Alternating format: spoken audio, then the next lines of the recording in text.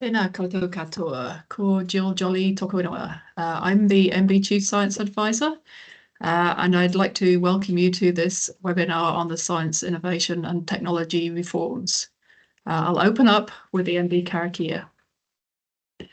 Tawhia tō mana kia mau kia maia, ka huri taku aru ki te pai kahurangi, kei reira te oranga moku, ma mahi tahi, ka ora, ka puawai, a mātou mahi katoa, ka pono, ka tika, tihe maori ora. And just to read out the translation there, retain and hold fast to your manner, be bold, be brave. We turn our attention to the future, that's where the opportunities lie. By working together, we will flourish and achieve greatness, taking responsibility to commit to doing things right. So thank you everybody for joining today. We'll have a few short presentations from a number of people on the call here. First of all, we'll have Iain Cossar, who's the Programme Director of the Science System Reforms at MB. We'll have Ashley Bloomfield, who's the Chief Executive of the New Zealand Institute of Public Health and Forensic Science.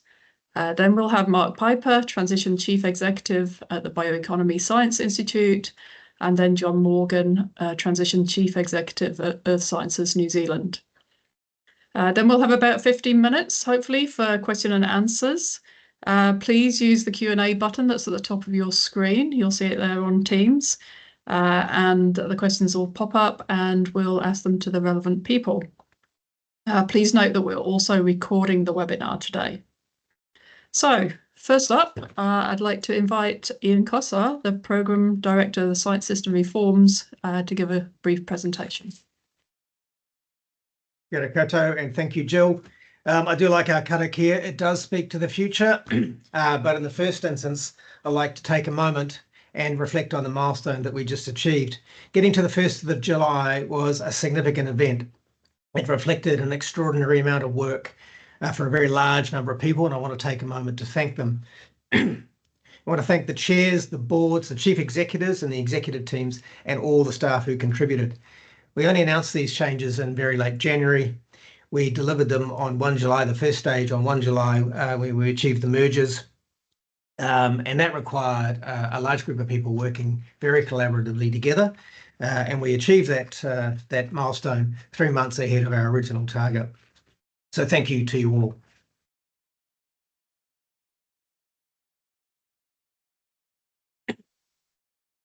As we look to the next stage of the reform program, and as we move forward, we'll be working in new ways.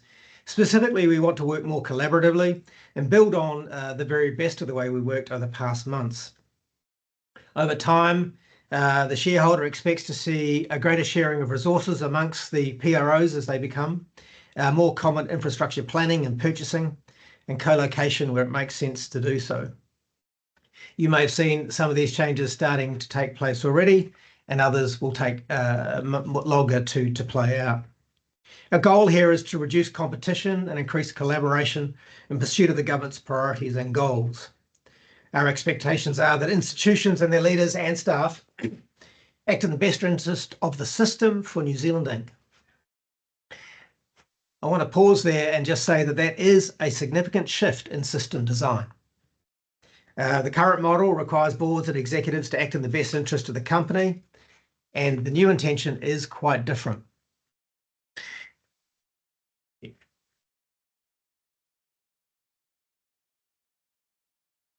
While the CRI reform, even to this point, is a significant event, it's part of a broader system change. These organisations will continue to evolve and reorient themselves to meet the government's new priorities and new ways of working. We're at the beginning of a journey, not the end of one, both at the corporate level and enabling services where changes will no doubt occur. And then as PIMSTAC, the Prime Minister's Council, provides advice and ministers make decisions and priorities become clearer, that'll send a signal to where changes in the science level will need to occur, where we are clearer about what we want to lean into and where we may need to lean out of. Thank you. Just as a reminder, we are reforming the entire system. At the very highest level, we have a Prime Minister's Advisory Council to help us identify priorities and to give advice to ministers. They meet shortly and will establish ways of working amongst themselves. They'll establish a stakeholder engagement model and will begin the process of strategic priority setting. This will help us ensure that the system continues to respond to government strategies and priorities, including its economic focus. We expect the priorities to be recommended to the Prime Minister and Ministers towards the end of the year. We will be looking at our funding tools, looking to realign them and our levers to support those priorities and support those priorities. There's quite a lot of work going on in this space, and that will take place over the next 6 months as well. We'll keep you informed as that plays out. The refocused public research organisations, as I've mentioned before, although similar to CRIs, they have strategic differences. They will see the Crown more involved in direction setting and capital allocation, encouraging greater collaboration and shared use of resources. These organisations exist to create long-term value for New Zealand. MB, the chairs and chief executives of the organisation, will work more closely than we have in the past, and that'll be a feature of the reforms going forward. We're establishing an advanced technology research organisation, and you will hear more about that in the coming days and weeks. We've also established Invest NZ on budget night, an institution specifically targeted to grow foreign investment into New Zealand and specifically into the R&D system. We're reviewing our intellectual property settings and policies to ensure that Crown-funded activity ensures strong incentives for both researcher and institutions to commercialise their work. Finally, we are disestablishing Callaghan Innovation. All the functions that are not transferring either to a PRO or MB, aside from applied technology, have ceased, and the applied tech is in the process of decommissioning their labs, and that will continue until late September. Just want to acknowledge again the staff and leadership at Callaghan Innovation and sincerely thank them for their professionalism and resilience during this challenging period. Slide, thanks. We're happy to share these slides. If you can't quite read that on screen, this gives you a high-level schematic of the timeframes. I'll just draw your attention to the funding work in the funding system design in the middle layer. As I mentioned, we are currently reviewing our science funding, and we expect ministerial decisions later in the year. It's probably the most significant feature of the reforms and has the potential to make the most impact. You would have seen early signs with the decisions around the Endeavour Fund investment round, where we decided not to invite new applicants this year, but instead offered an opportunity to extend existing contracts. We did that following discussions with the institutions involved, and we concluded that that approach was preferred given the level of change that was already taking place in the system. We're rolling over those contracts, and that provides funding certainty and we believe reduces additional burden, administrative burden at this time. I do acknowledge that's an on-balance decision. Not everyone shared that view. Looking forward to the next few months, I expect the second phase of the SAG report to be made public. We are incorporating that thinking into the funding redesign work as we are including, in fact, recommendations from previous reviews as well. Looking out to June 36, we should see the legislation pass that sets up the new PROs and new structures and legal requirements in the system. Just want to thank you all for being here today, and thank you very much to the chief executives. Yeah. Thank you, Iain. That's a comprehensive overview. I'd like to pass the baton now to Ashley Bloomfield, who's the Chief Executive of the New Zealand Institute for Public Health and Forensic Science. Over to you, Ashley. Well, thank you very much, Jill, and kia ora koutou katoa. Welcome to over 900 of you to this session today. So great to have so many people from across our CRIs on the session today. In terms of what you can expect from us three chief executives, we're going to keep our comments reasonably brief because we'd like to devote as much of the time as possible to your questions and to answering those. And we haven't asked for questions beforehand, and we will endeavour to give our best responses. If we don't know, we will say that, but the intention is to share as much information as possible. I just want to echo Ian's comment that it's an amazing achievement to have got to that start date of 1 July and in our new organisational names, if not forms. The PRO ledger is still to go through, but we're all under our new names. We've got clarity about what our purpose is for each of our 3 CRIs, our statements of core purpose, and in a sense we've got to the start line in good shape, and probably quicker than any of us might have expected when the announcements were first made in January. I think for my part, that is a testament to the work that many of you in our organisations have done. And I also really want to acknowledge the leadership shown by my fellow chief executives, including James, Shaledra, Julian and Sue, who did outstanding work leading their organisations into this process. And it's great to be, for my part, to still be working with Mark and John as a chief executive. Having been a part of a system before, the health system, and being a DHB chief executive, one of the biggest challenges was getting organisations to work together, even if we were part of the same system. And my experience over the last 6 months has been really uplifting. I think it's been an exemplary display of leadership by those chief executives, and also development of a really strong, good working relationship with our MB colleagues. So Iain, thanks to you and your staff. I think high degree of trust, so high trust, high accountability really got us to the start line quickly and in great shape. So just a couple of comments on PHF science, public health and forensic science. We've got the privilege of moving to be a standalone PRO, so not having to go through a merger process like the other Crown Research Institutes, perhaps reflecting a couple of things that mean we stand apart in a couple of ways. One is most of our funding comes from the work we do with the Ministry of Health and with police, and both the public health and the forensics side. That's about 80% of our funding. And of course, the other key difference is our principal focus is on human health and well-being. We're excited about the transition to a PRO, but it's not just for us a lift, change, name and shift. We're calling it a lift and lift process.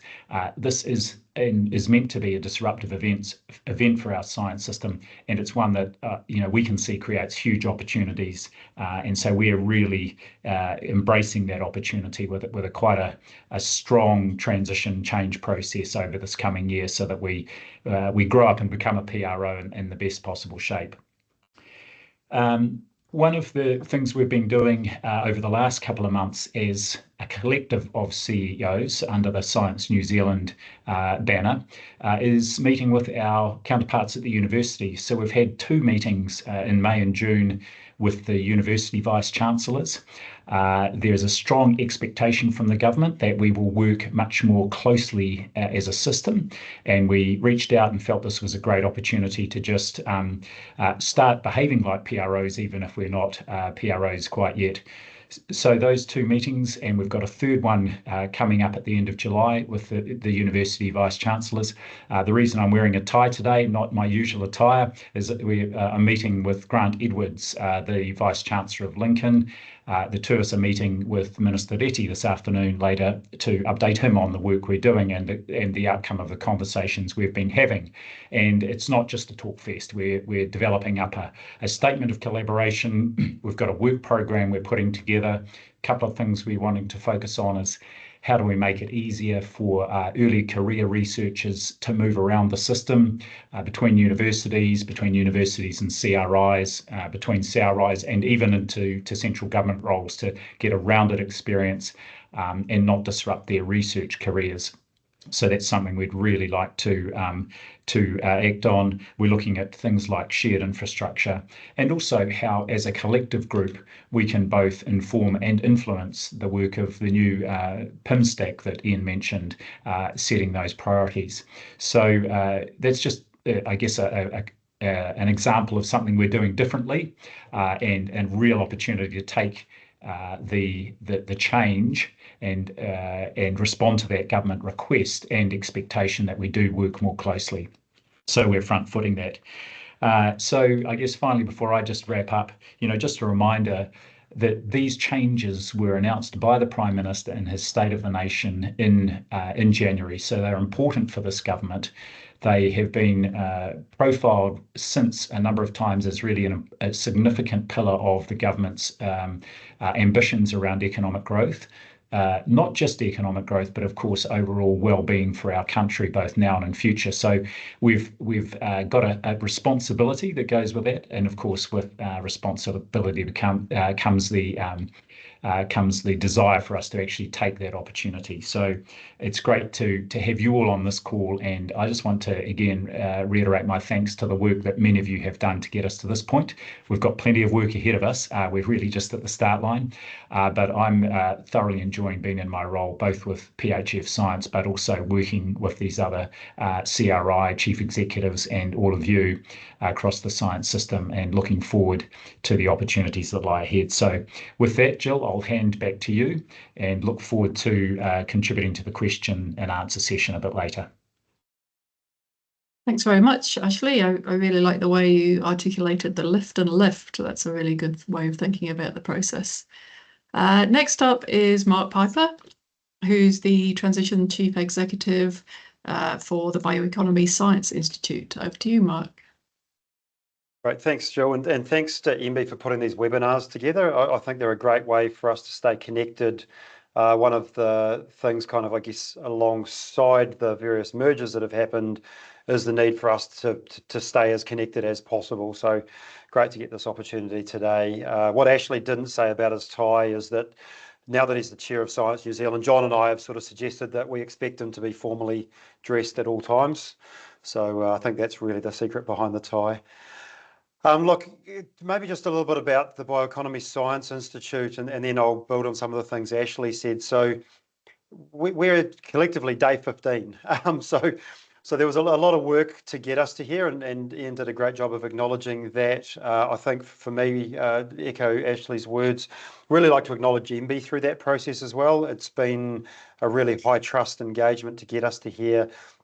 The good news is that was really hard, and that was the easy bit. The transformation, the change, the where we need to be in the future there's still a lot to go.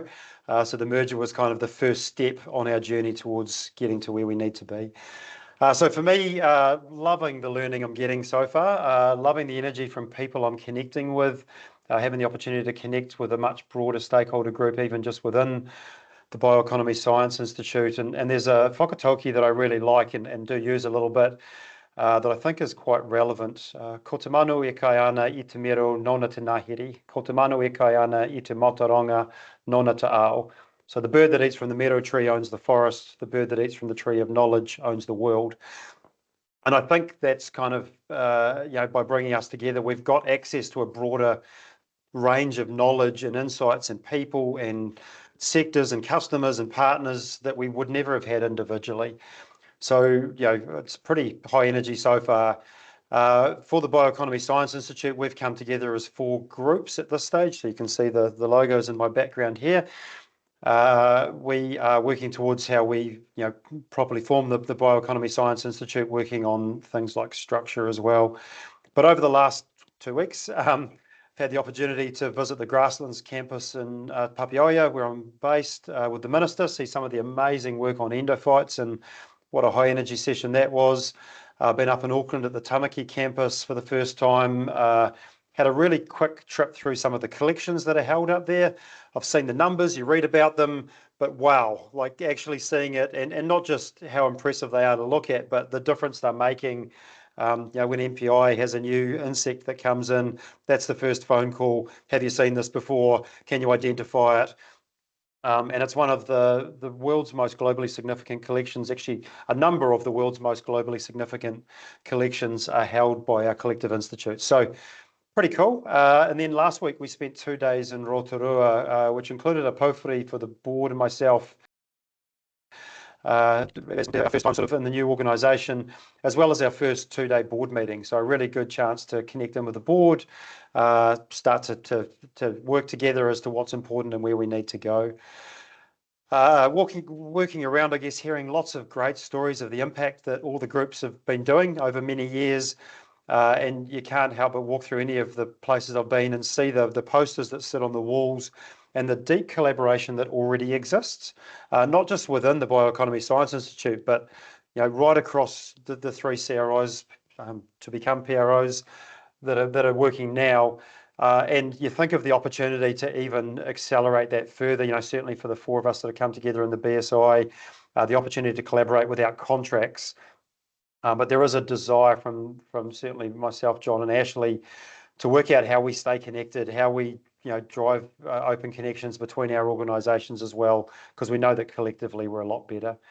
So a couple of things on a practical basis. As I said, we've had our first board meeting. It was excellent. We've started work on defining a lead team structure. There's been some amazing work within the science area, mapping out both the infrastructure that we've got and the capability that sits across the BSI. Wow, there's a lot of really cool stuff there. We've got our equipment and kit map and looking at how we publish that and already aligning on long-term capital planning. Looking forward to priorities out of the PIM stack. So it's great to hear they're meeting this week. And I know one of the conversations we've been having has been, how do we make sure we're not just connected into that, but we're also helping feed information into that, given our connections right the way through our organisations. Really excited about the opportunity to connect in. We've done our first part of our merger. We then get to connect in a lot deeper with a lot of folk from Callaghan as well over the next sort of 12 months. Really looking forward to that and obviously building up that relationship now. I guess the opportunity to continue broadening not just the connections across the PROs, but as Ashley said, also with the universities. So it's quite funny, we've had 2 meetings in the last 5 or 6 weeks with the Vice-Chancellors. We've also had 2 meetings in the last 10 or 12 years with the Vice-Chancellors. So this is a step change. As Ashley said, there's a third one at the end of this month, which unfortunately I can't make. But there is a real desire, I won't even say on both sides, because actually it doesn't feel like there's sides. It feels like we're all trying to move forward into this going forward. And maybe the last sort of comment from me, John and I are together on Thursday this week. Again, a lot of similarities, going through a lot of things. So certainly the three of us, the opportunities we get, are trying to connect and trying to understand, hey, I'm thinking this, how are you thinking of it? What does this look like? How can we make this the best experience for our people and the people we interact with? So probably enough from me. Great. Thanks, Mark. Really love the kind of comment about the deep collaboration that already exists and wanting to accelerate that further. I think those connections are really important and strengthening those further through the mergers. Right, next up is John Morgan, and John Morgan is the Transition Chief Executive of Earth Sciences New Zealand. So over to you, John. Thank you, Jill, and good afternoon, everybody, and thank you for the opportunity to share some time with you.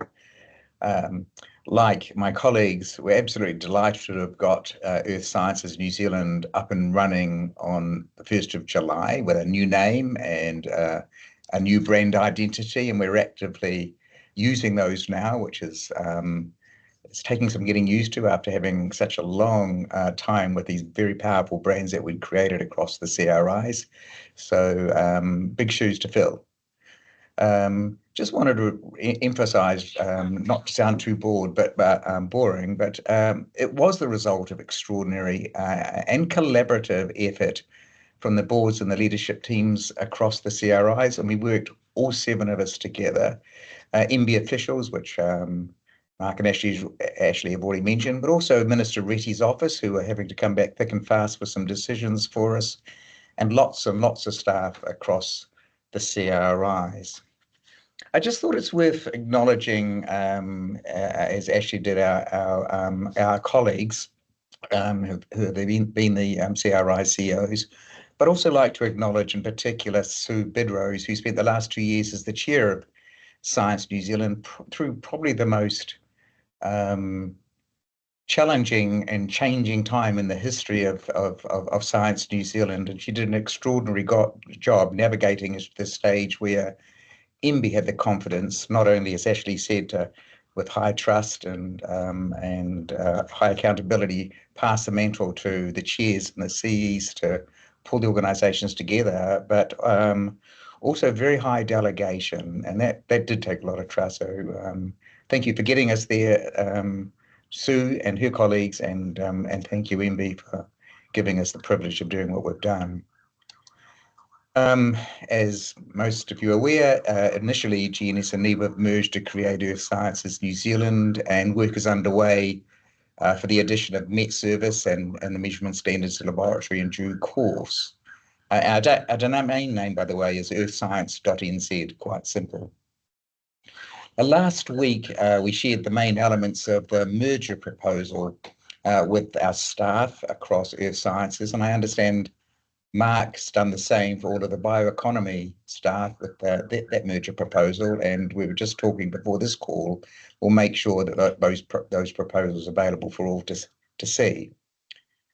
I thought it's worth noting that the Earth Sciences merger proposal starts with the words, "The benefits of establishing Earth Science New Zealand are compelling." So I thought it might be useful just to learn a little bit more about what it looks like dimension-wise. And one of the benefits of pulling the organisations together is to create much more scale and connectivity in many respects for staff, for investments, for science capability. So Earth Sciences starts off when the organisations are all together at about 370 million revenue, assets of $400 million, and over 1,500 staff. And those staff are spread across 22 locations, including all the main centres, with another 12 locations with various science facilities. And I'm well aware that bioeconomy is very similar. Mark and I did some work together with our colleagues in understanding the property portfolios, and there's certainly opportunities for collaboration there. 6 key science themes emerge that are with the creation of Earth Sciences New Zealand. All of them of importance to the economic and social and economic prosperity of the nation. And they are the geological hazards, weather and climate hazards, strong focus on hazards there, energy, land and water, climate and weather, and oceans. And of course, the nature of these areas of science requires extensive collaboration in any event across the New Zealand science system and internationally. And by way of example, during the mapping process, we identified that in the past 5 years, Earth Sciences people have worked in 149 countries with over 1,300 organisations internationally. So truly a great leverage when you pull the organisations together. Now, during the time since the last webinar, all our focus, as Mark and Ashley have talked about, has been really on doing what's required to get the organisations up and running in the 1st of July. And of course, sitting alongside that, we're all striving to meet our business as usual objectives for the June 25 financial year end. We're now turning our attention, as Mark just said, back to the how we integrate the organisations. Now, I should note that despite the distraction of the changes to the CRIs, the draft results from a science and financial perspective for GNS and NIWA in particular indicate that they have met them all, and that's a remarkable effort given the distractions during an already challenging year. And of course, it's a very, very helpful start for the new organisation, because financial sustainability is going to be critical if we're to meet all of achieve all the aspirations we have. Just wanted to re-emphasise a point Mark raised, and that is the full integration of the various CRIs is complex. And I know across both organisations, we have literally hundreds of activities covering all aspects of combining the predecessor organisation. So there is a lot of work, a lot of work ahead. Now, we did quite a lot of high-level mapping across the predecessor organisations, and in some cases across all 7 CRIs, so we could complete the merger proposals. And now we're moving into detailed mapping of the capability to make sure that we really do understand everything that we change. Like bioeconomy, the Earth Science New Zealand board has met several times and is very focused on ensuring not only a successful organisation, but they're very strongly focused on the New Zealand science system and making sure that at every opportunity we take a system-wide approach. And From a personal perspective, I think that's a very exciting and motivating feature of these reforms, that system-wide thinking. And that means all of us actively looking for collaborative opportunities across the PROs, the universities, the private sector research organisations, not-for-profit contributors to the New Zealand science and innovation system. I suppose that's probably a good place to move across to questions, but I just want to make the point that, as Ashley started off saying, is that we've worked extraordinarily closely across the CROs at chief executive and chair level, and we're determined to continue that. And the reason we focused on that was to make sure we did take a system approach wherever possible, rather than really focusing on the individual entities. So that close collaboration between and leading up to the creation of the new entities will continue, as will the collaboration with the universities at every opportunity.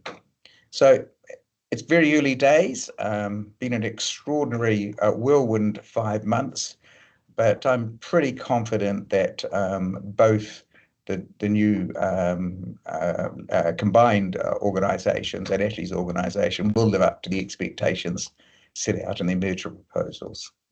Thanks.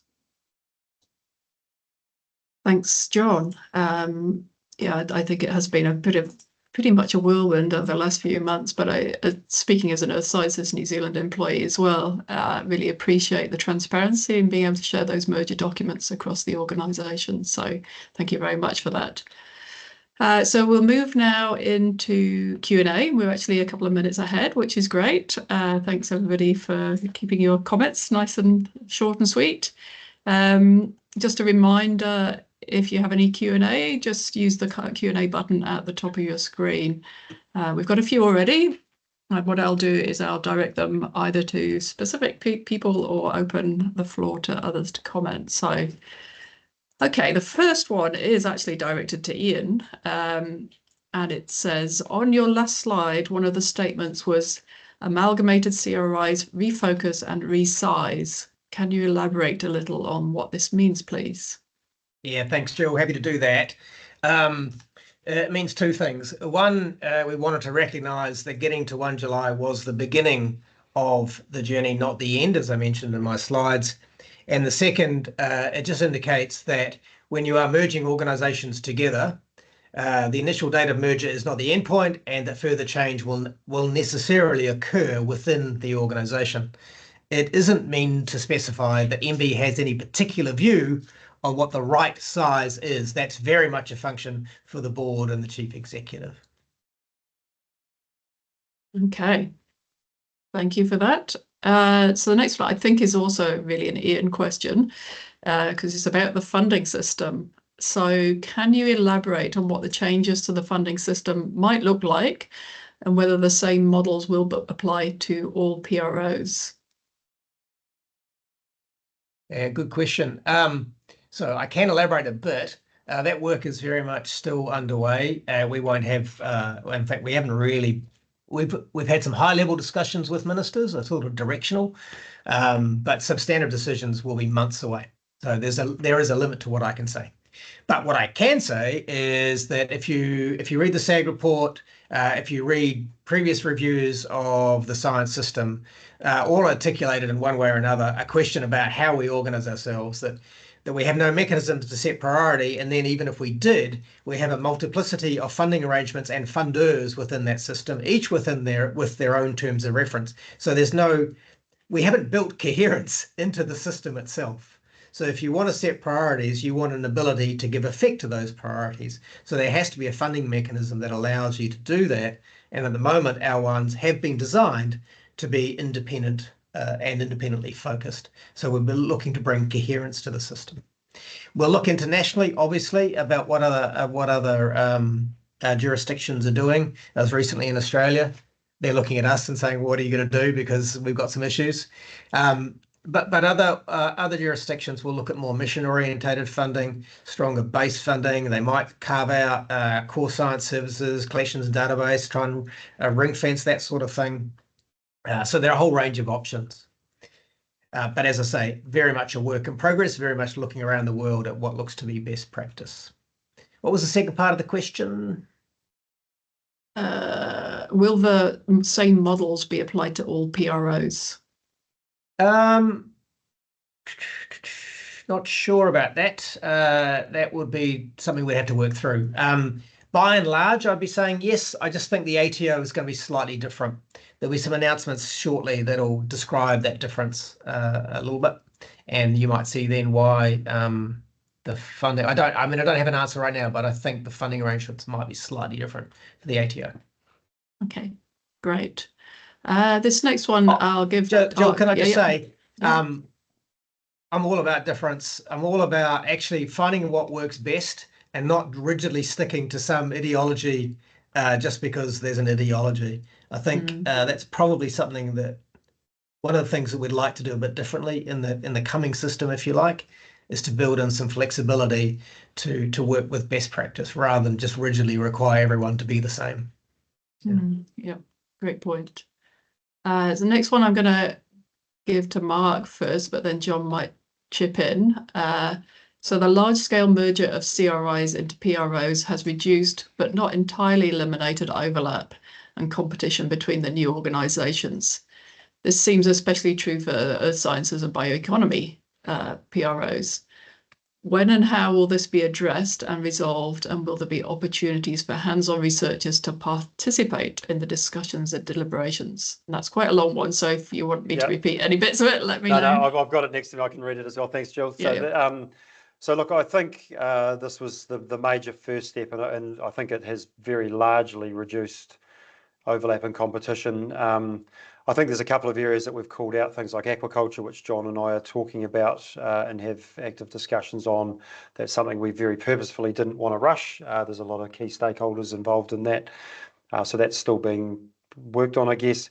But probably the bit that's stood out to me is less around the competition and more around the opportunities for things that, naturally sit in one of the two CRIs to just be accessed, right? And actually, when you look at the three that are on this call, the three CRIs that are on this call, there'll be things that we should actually be still working across on projects with all the time. So I don't know that it's competing, and I think there's linked into the funding system, but linked into the maturity of how we approach some of those, particularly those competitive funding models. That's a challenge for the three of us in particular, to, I guess, endorse our people to look at differently. So, the last part of that question around hands-on researchers to participate, I'm definitely not a hands-on researcher. So if that was a dig at any of us, it was definitely a dig at me. I'm not a hands-on researcher. Look, we really do need the people that are on the ground doing this to come up with the suggestions of what good could look like. I think I would speak on behalf of all three of us that we are looking for people to come up with suggestions of, hey, this would look better. Some of that will be structural, but I think the large majority of it won't be. It'll be ways of working. It'll be ways of interacting. I suspect, and there's a conversations I've been having with some of my team, is I suspect a lot of things you don't need permission to just get on and do either. So, what are the things that you might need approval for versus the myriad of things that you won't, and you probably have the right answer. And at least certainly speaking on behalf of myself, I'm never the smartest person in any room I join. Certainly looking at the five on this call, that's definitely true. But yeah, love the suggestions coming through. John, Ashley, anything to add? You're on mute, John. One of us was going to do it. I think it's a pretty important question, and I think that Mark answered it well. There is going to be a lot of work that we're going to keep doing across the PROs, and when you look at the bioeconomy, you look at some of the biggest contributors to it in terms of opportunity and risk management, but it is around climate and weather and energy. So I really want to reinforce that point. That's going to be a major part going forward, and we want to make sure we've got joined up plans and strategies around how we're going to support the country. As Jill will well know, within the Earth Sciences New Zealand, across 11 or 1,200 science staff, remarkably, there's very little replication of effort or duplication of effort. I mean, we both work in the hazard space, clearly. geological hazards within amongst the GNS business unit and climate weather hazards within NIWA and Met Service. We both work in the energy space, but in very, very different disciplines. We both work in climate and water, things like the surface water, predominantly through the NIWA science teams, and groundwater through the GNS science team. So anything rather than duplication, when we put the organizations together, they did fit like a glove, and it's why we were confident when Shalidra and I were preparing the merger proposal for the boards and for the officials and the minister, to start off by saying the benefits of pulling Earth Sciences New Zealand together are compelling. And it was really, that was a real flag to just the extraordinary complementary nature of the science capability, but just what you can do when you bring it all together.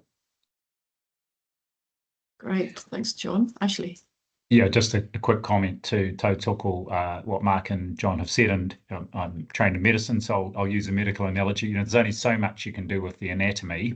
A lot of this is about how we work, so it's the physiology, and likewise, it's not just about us now as CRIs, but as future PROs and the complementary capabilities we've got, but how we maximise the value of those alongside our universities as well. And there is already an enormous amount of cooperation and collaboration between our organisations and different universities around the country to build on. And I'd say our role is trying to make that as easy as possible and as beneficial as possible for the system as a whole. So that's very much a flavour of the conversation we've been having with the University Vice-Chancellors to date. Thanks, Ashley. Next one is for Iain, I think. How will you manage the alignment of PRO priorities, activities and capabilities with the R&D needs of other government departments? We were seeing increasing duplication of capability between CRIs and some government departments, and time-consuming competitive contracting processes, often for relatively small amounts of funding. Yeah, okay, that's a good question. I hadn't picked up on the competitive provision of services from departments themselves. That's something I'd probably want to have a look into. We are expecting the Prime Minister's Council to look across the entire system. So when it starts to opine upon priorities, it's looking at it in the totality. So we'll be looking at MPI funding and DOC funding, things like that as well. What was the other part of the question, Jill? The other part, let me have a look. Alignment of activities with the needs of government departments. So that's, yeah, that has been a real issue, and something the CEs have been raising with me for 18, 24 months, and probably my predecessor as well.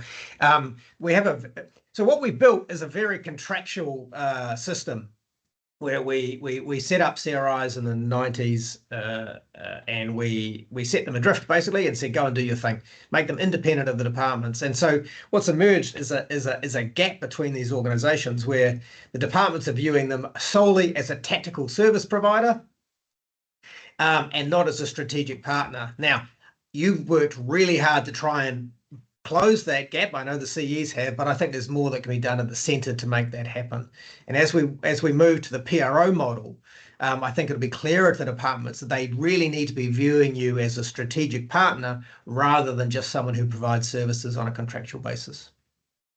I think it's behavioural more than it is actually legislative, but it has and is a problem I acknowledge. Right. I'm going to kind of pass that one also to Ashley, given that you've been on both sides of the fence. Do you have any views or comments on that?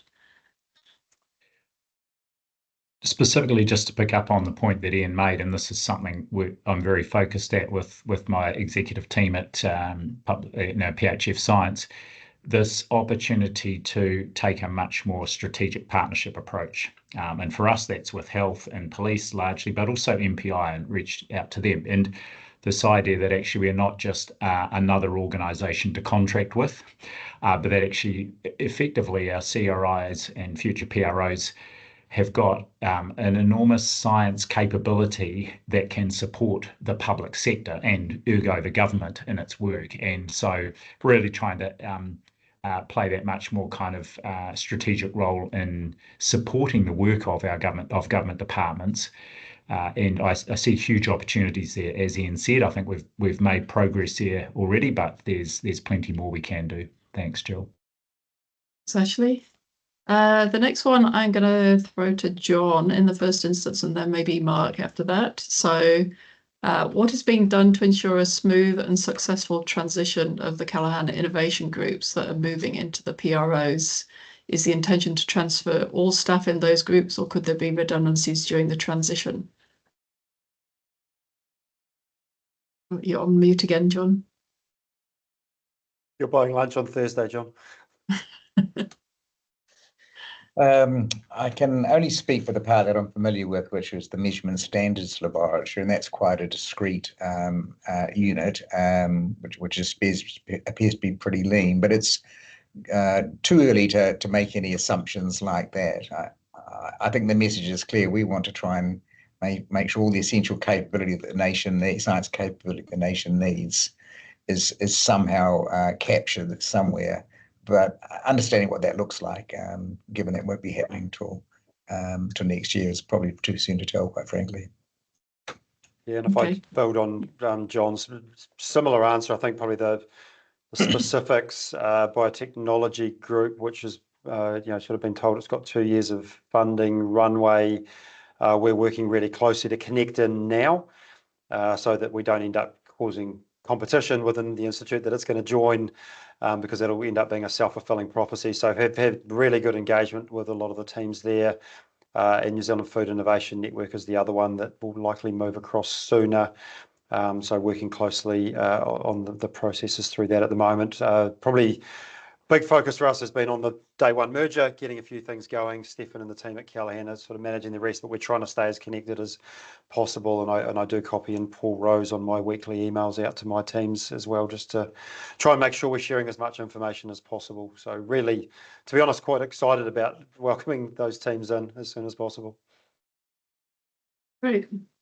Next one, I think, is maybe to Iain in the first instance, but then I'll open it up. So what do you mean by MB and the CRIs/PROs working more closely together in the future? Can you give some specific examples, what that means in practice? Yeah, I think I can point to the last 6 months as a really good example of a very different way of working. Again, and this is not a criticism of anyone in the system. The system was designed in this way. We established these companies. We set them off to market to do what companies do. And the shareholder, that's me for the minister involved, sat back and monitored their basically whether or not you're covering your cost of capital. There wasn't a great deal of interaction at the ownership level. There was more interaction on the funding level, the SIF platforms, things like that. And what we've done over the past 6 months is to set ourselves a goal to create a better system, and then we sat down together and worked out how to make that happen, and then everyone went off and did that to make it work. I don't know that we've done that in the past. That's something I'd like to see us doing much more of in the future. So that's one thing. And then from a shareholding perspective, there's a very clear expectation that actually we want to optimize the limited amount of money that goes into the system, and all systems are limited by money. We want to make the very best of it. So how do we do that in the collective? How do we look at New Zealand Inc.'s interest, and then what do each of us need to do for the most impact for that dollar? Anybody else got any comments on that point? Maybe just to reinforce what Iain's just said, I think we have worked really closely together in the last 6 months, or maybe even longer than that, to be honest. And high trust involvement. Speaking as the science side of us, this collective, we need MB to want to be close to us. We need MB to be going in, and we need the minister to be going into his peers, saying the amazing things that are being done. And here's 500 examples of why there should be more funding. So the closer we can pull these people in, the better it is for all of us. So selfishly, it's great for all of us to be closer, but it has actually worked really well as well from my perspective. Absolutely. If I could comment, Jill, I think one of the most significant changes over the last 6 months is we're really starting to look across our organisations at a strategic level. So you look at some of the big decisions we need to make around property, assets, infrastructure, even science planning. As I mentioned before, we were working right across the organisations, making sure there's a joined up climate plan or water plan or energy plan or what have you. So I think whether it's in just basic things like investments, making sure we're thinking system-wide with our investments, or whether it's around planning for the science that we're doing, having a joined up strategy, or a strategy that at least does connect at some point and is coherent for the nation. Great, thanks for that. There's one question here which I think is going to be probably top of mind for many people, and I think it's for Iain directly. So, recognising the funding model review continues, however, given the CRI SIF platform contracts currently end 30th of June 26, there isn't a lot of time to implement change. Has there been any consideration of extending those contracts? Yeah, you bet. We are onto that. We will be talking to the CRIs in more depth about what we might do, what our options are. We are conscious of it. We're well aware of it. And as I say, there'll be some more conversations, and then we'll be able to come back to you and let you know what we're planning to do. But yes, we're very well aware of the notional end of those contracts. You may be aware that they were rolled over last year. You would have seen that we've actually made some pragmatic decisions around Endeavour. I think pragmatism and collaboration are a couple of the key words for these reforms, and I hope to see that continue. Right. I think we've got time for just one more question. Jill, can I jump into a couple of? There's sure. a couple that might be quite easy, and I'm sure John and Ashley don't Yeah. mind if I jump into a few of them. So things like the government terms being potentially short, how can we balance being advocates for the direction with the expectation of being reactive? It's a live conversation. We are working collectively, including MB, on trying to get both sides or all sides of the House aligned on the priorities. And then actually, and it probably links to the question above it around the granularity of the PIM stack. We would prefer those are set at much higher sort of national level, and the detail below that, and that should be the stuff that's multi-partisan support.